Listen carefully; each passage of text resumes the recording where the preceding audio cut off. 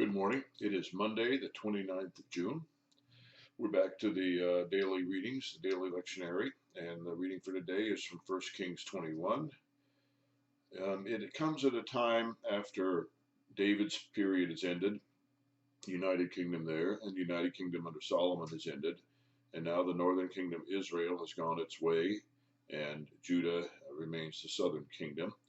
And the northern kingdom is weak, so they have made an alliance, at least through marriage, with the Syrians.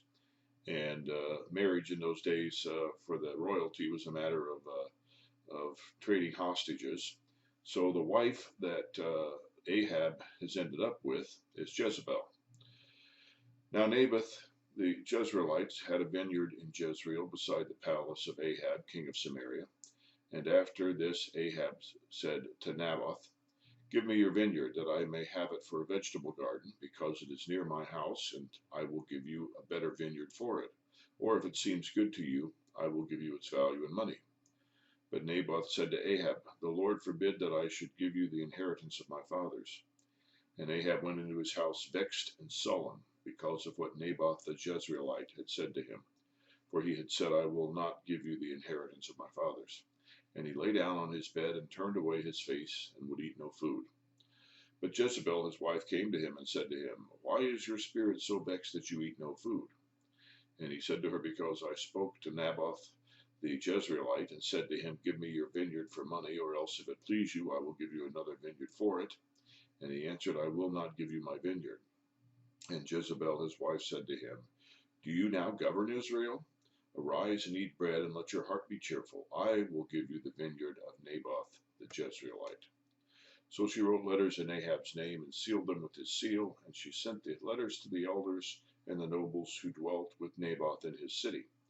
And she wrote in the letters, quote, 'Proclaim a fast, and set Naboth on high among the people, and set two base fellows opposite him, and let them bring a charge against him, saying, You have cursed God and the king. Then take him out and stone him to death.' And the men of his city, the elders and the nobles who dwelt in his city, did as Jezebel had sent word to them. As it was written in the letters which she had sent to them, they proclaimed a fast, and set Naboth on high among the people. And the two base fellows came in and sat opposite him. And the base fellows brought a charge against Naboth in the presence of the people, saying, 'Naboth cursed God and the king.' So they took him outside the city and stoned him to death with stones. Then they sent to Jezebel, saying, 'Naboth has been stoned, he is dead.' As soon as Jezebel heard that Naboth had been stoned and was dead, Jezebel said to Ahab, 'Arise, take possession of the vineyard of Naboth the Jezreelite, which he refused to give you for money. For Naboth is not alive, but dead.' And as soon as Ahab heard that Naboth was dead, Ahab arose to go down to the vineyard of Naboth the Jezreelite to take possession of it." Here ends the reading. Well, a story that could be ripped right from the politics of our own time.